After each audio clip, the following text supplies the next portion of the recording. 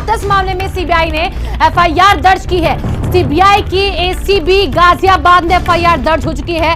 हाथरस मामले की जांच अब सीबीआई के हाथों में और बहुत तेजी से जांच आगे बढ़ती हुई सीबीआई की एसीबी गाजियाबाद में एफआईआर को दर्ज किया गया है। यूपी सरकार की सिफारिश पर एफआईआर दर्ज हुई है।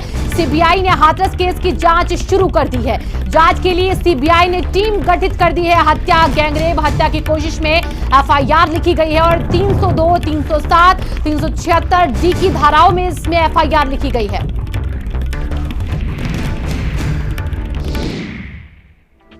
तो देखिए, ग्राफिक्स के जरिए आपको समझाते किस तरीके से हाथरस मामले में सीबीआई की जांच अब आगे बढ़ती हुई दिख रही है। एफआईआर दर्ज कर ली गई है। सीबीआई के एसीबी गाजियाबाद में एफआईआर दर्ज की गई है। यूपी सरकार की सिफारिश पर इस एफआईआर को दर्ज किया गया है। इस पूरे मामले में सीबीआई की जांच आखिरकार कहां तक है और कहां तक जांच की आज सीबीआई ने हाथरस केस की जांच शुरू की है। जांच के लिए सीबीआई ने टीम गठित कर दी है और ये टीम इस पूरे मामले को लेकर अब आगे जांच को बढ़ाएगी। हत्या और गैंगरेप एफआईआर को लेकर यहां पर केस पूरा दर्ज हो चुका है। इस मामले में जांच आगे तेजी के साथ 302, 307, 376 जी की धाराओं में एफआईआर को दर्ज कर लिया गया है। और इसी के साथ देखिए आगे अब SC/ST एक्ट में भी दर्ज हुआ है केस। अनूप और हमारे संवाददाता नरेंद्र जुड़ चुके हैं इस खबर पर ज्यादा जानकारी के साथ। सबसे पहले हम चलेंगे नरेंद्र के पास, लेकिन उससे पहले ये ग्राफिक्स आप देखिए किस तरीके से ये सीबीआई जो है वो अपने हाथ में इस पूरे मामले को लेती है। एफआईआर देर रात 12:30 बजे लिखी जाती है। सीबीआई की एसीबी गाजियाबाद में एफआईआर को दर्ज किया गया है। और एक तरफ देखिए आज जो परिवार वो लखनऊ के लिए निकल रहा, लखनऊ में, क्योंकि कल देखिए सुनवाई होने वाली है। हाईकोर्ट की लखनऊ बेंच इस पूरे केस में सुनवाई करेगी। 12 अक्टूबर का दिन वो दिया गया था जिसमें हाथरस के डीएम, एसपी को मौजूद रहना था। इसी के साथ एसीएस होम को भी, डीजीपी को भी और सरकार को भी यहां पर अपना जवाब दाखिल करना था। और अब कल से पहले आज ये बड़ी खबर इसी पूरे केस से जुड़ी हुई कि सीबीआई इस पूरे मामले में आगे जांच करेगी। सीबीआई जांच कहां तक उसकी आज, ये बड़ा सवाल, क्योंकि आज के दायरे में कौन कौन आता है जब सीबीआई इस पूरे मामले में जांच करेगी, क्योंकि वहां का स्थानीय प्रशासन लगातार इस मामले में कई चीजों को छुपाता रहा था। हालांकि परिवार वालों पर भी कई तरीके के आरोप लगे हैं, कुछ जो सबूत हैं वो सामने आने के बाद। और हमारे साथ 3 अलग अलग जगह से संवाददाता जुड़ चुके हैं। लोकेश हमारे साथ जुड़ चुके हैं गाजियाबाद से, सीबीआई ऑफिस गाजियाबाद के बाहर से मौजूद है, और नरेंद्र हाथरस से जुड़े हुए। इसी के साथ अनूप भी हमारे साथ जुड़ चुके हैं लखनऊ से। सबसे पहले नरेंद्र का ही रुक करना चाहेंगे। नरेंद्र, आप हाथरस में मौजूद है, परिवार आज वहां से रुखसत कर रहा था लखनऊ के लिए, क्या वहां से वो निकल चुका है? कितनी देर में लखनऊ पहुंच सकता है? सबसे पहले इस पर सवाल।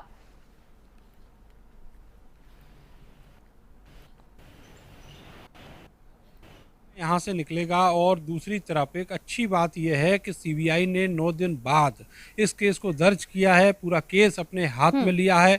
और सरकार ने जो रिक्वेस्ट की थी शासन की तरफ से केंद्र सरकार को, और दूसरी तरफ ये हलफनामा दिया था सुप्रीम कोर्ट में कि इस मामले की संस्तुति की जाती है, तो उस पर अब एक्शन हो गया है। परिवार को बड़ी उम्मीदें हैं इस जांच से, लेकिन अभी एक थोड़ी सी कमी बाकी है कि जो सुप्रीम कोर्ट की या हाई कोर्ट के किसी जज की निगरानी है उसके लिए भी आदेश होना है, और उसके लिए कल हाई कोर्ट में सुनवाई भी होगी। हाई कोर्ट में ये भी पूछा जाएगा कि रात को 2:30 बजे 29 सितंबर की रात को आखिर कैसे और आपके पास वापस आएंगे, लेकिन उससे पहले हम लोकेश का रुख कर लेते हैं। लोकेश हमारे साथ गाजियाबाद से जुड़े हैं। लोकेश, आप वहां पर मौजूद हैं जहां पर सीबीआई का दफ्तर ऑफिस है, वहां पर क्या कुछ हलचल है? किस तरीके से सीबीआई वहां पर निकलेगी, वहां से हाथरस के लिए कब तक पहुंचेगी और कब से जांच और तेजी के साथ शुरू हो सकती है? देखिए, अभी एफआईआर को दर्ज किए तक 14 घंटे ही बीते हैं कि रात तकरीबन 12:30 बजे ये जो है दर्ज की गई है। और जैसा कि माना जा रहा था कि पहले जो मूल एफआईआर थी वो 307 यानी कि हाथरस मामले में केवल हत्या की कोशिश और SC/ST एक्ट की थी, लेकिन ये एफआईआर दर्ज की सीबीआई की तरफ से इसमें 307, 302 और इसके अलावा 376 डी यानी कि गैंगरेप की धारा भी इसमें है, जो शुरू के सिरे से तमाम जो वहाँ के लोकल प्रशासन था वो इसको नकार रहा था कि गैंगरेप हुआ नहीं है, मेडिकल रिपोर्ट्स नहीं है। चूंकि एफआईआर इसमें हुई है तो अब इसी आधार पर आगे की जांच चलेगी। और ये तय मानिए कि जो जांच होगी उस जांच में स्थानीय प्रशासन के रोल की भी जांच की जाएगी। आखिर उन्होंने ऐसी कौन सी मजबूरी थी कि रात को 2:30 बजे उसका शव जला, कि वो एक बहुत ही आपके पास लोकेश वापस आते हैं। अब सबसे पहले अनूप का रुख कर लेते हैं इसी खबर पर। अनूप, देखिए सीएम योगी आदित्यनाथ यानी कि सरकार की तरफ से सिफारिश की गई और सीबीआई ने जांच अब अपने हाथ में ले ली है। ये सिफारिश कब तक कारगर साबित होगी और यहां से क्या कुछ इंस्ट्रक्शंस दी गए सीबीआई जांच के लिए कि कैसे तेजी के साथ आगे जांच बढ़ाई जाए?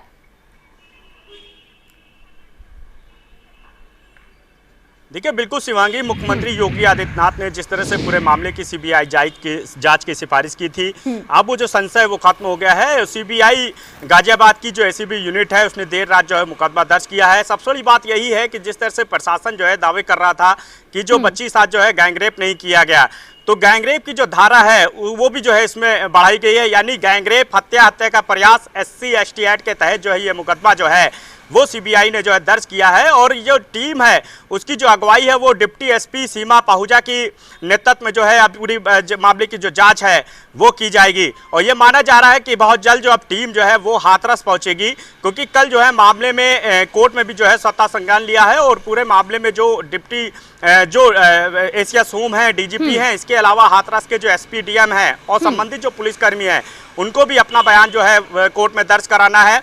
तो पूरे मामले में जो अभी तक जो है संशय बरकरार था कि आखिर सीबीआई जांच जो है कब होगी, तो अब उस पर विराम लग गया है। सीबीआई जांच जो है वो पूरी तरह से अब शुरू हो चुकी है। सीबीआई ने पूरे मामले को टेक ओवर भी कर लिया है और अब सीबीआई जांच का जो दायरा है वो लगातार बढ़ेगा और देखना होगा कि सीबीआई जो अभी जांच है वो किस तरह कैसे बढ़ाती है, क्योंकि तमाम ऐसे सवाल हैं जो पीड़ित परिवार की तरफ से लगातार किए जा रहे थे, जबकि परिवार जो है उसको लगातार जो है जो प्रशासन है वो उसको डिनाई कर रहा था। तो अब सीबीआई का जो दायरा है वो लगातार अब बढ़ता जा रहा है और कल कोर्ट में जो है देखना होगा कि सरकार की तरफ से तमाम अधिकारियों तरफ से जो है उनको क्या जो है अपने बयान जो है रखा जाता है, उनकी तरफ से क्या जो है सफाई दी जाती है। इसके अलावा जो पीड़ित परिवार है वो भी जो है कोर्ट में जो है बुलाया गया है, उनकी तरफ से भी जो उनके जो बयान है वो भी जो है उनकी बात जो है वो कोर्ट सुनेगी। तो पूरी तरह से जो है जो लगातार भारत समाचार जो है कह भी रहा था कि आखिर सीबीआई जांच जो है कब होगी, तो अब सीबीआई जांच जो है वो शुरू हो गई है और देखना होगा कि इस पूरे मामले में सीबीआई जो है किस तरह अपना दायरा बढ़ाती है। लेकिन साफ है कि सबसे पहले सीबीआई जो है इस पूरे मामले से जुड़े जो तमाम जो दस्तावेज है, जो FIR है वो कलेक्ट करेगी। इसके अलावा सबसे पहले जो पीड़ित परिवार है उसके जो बयान जो है वो सीबीआई लेगी। साथ ही जो तमाम इस केस से जुड़े लोग हैं उनसे भी जो है पूछताछ सीबीआई करेगी। तो जो सीबीआई का जो दायरा है वो अब बढ़ गया है और सीबीआई की जो विशेष टीम है जो बनाई गई है उसकी डिप्टी SP सीमा पाहुजा को बनाया गया है, यानी उनकी अगुवाई में जो है अब इस पूरे केस की जो सुनवाई है, जो पड़ताल है वो आगे बढ़ेगी। शिवांगी, ये परिवार वाले और हर कोई इस वक्त चाहता है। नरेंद्र का रुख कर लेते। नरेंद्र, अब हाथरस में मौजूद है, सीबीआई की जांच वहां पर किन किन तक पहुंच सकती है? हालांकि SIT की जांच अलग चल रही है, लेकिन सीबीआई की जांच के दायरे में कौन कौन आ सकता है इस वक्त, क्या लगता है? नरेंद्र से हमारा संपर्क टूट चुका है। एक बार फिर से हम अनूप का रुख करना चाहेंगे। अनूप, यहाँ पर देखिए सीबीआई की जांच शुरू तो जरूर होगी, लेकिन उससे पहले सीबीआई को लेकर तमाम सवाल खड़े किए गए थे कि यहाँ पर सिटिंग जज से भी इस जांच को कराया जाए। क्या इस टीम में कौन कौन लोग हैं, उससे परिवार वाले सहमत दिख रहे हैं अभी?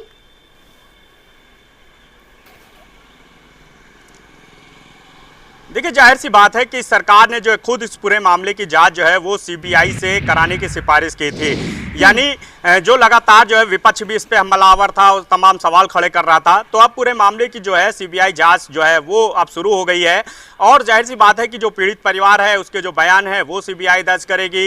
इस केस से जुड़े जो लोग अधिकारी हैं जिन्होंने अभी तक जो है इसमें पूरी जाँच की है वो जो है सीबीआई जो है अपने कब्जे में लेगी, सबके बयान जो है दर्ज करेगी। सबसे बड़ा सवाल यही है कि जिस तरह से पीड़ित परिवार और जो तमाम जो विपक्ष है उसने आरोप लगाया कि आखिर क्या आवश्यकता थी कि रात जो है 2:30 बजे जो है पीड़िता का जो है अंतिम संस्कार जो है किया गया, वो भी गोपनीय तरीके से, और जो तस्वीरें सामने आई थी उसको लेकर के भी तमाम सवाल खड़े हो रहे थे। इसके अलावा जो SIT जांच कर रही है, यानी जो SIT की जो रिपोर्ट है वो भी सीबीआई जो है अपने कब्जे में लेगी और स्टेप बाय स्टेप जो है सीबीआई जो जांच का जो दायरा है वो बढ़ाएगी। तो साफ है कि सीबीआई की कोशिश रहेगी कि किसी भी तरह के से जो है इसमें लापरवाही न बरती जाए और ठोस नतीजे पे पहुंचा जाए, क्योंकि एक बड़ा मामला है, पूरे जो देश की जो सुरक्षा बना रहा, प्रदेश की सुरक्षा बना रहा, सरकार के ऊपर और तमाम जो सिस्टम पे जो है सवाल उठ रहे थे। तो अब बिल्कुल, और देखिए अनूप, ये मामला अब तब तक नहीं दबेगा जब तक यहां पर पीड़िता को इंसाफ नहीं मिलता, पूरी सच्चाई बाहर नहीं आ जाती है।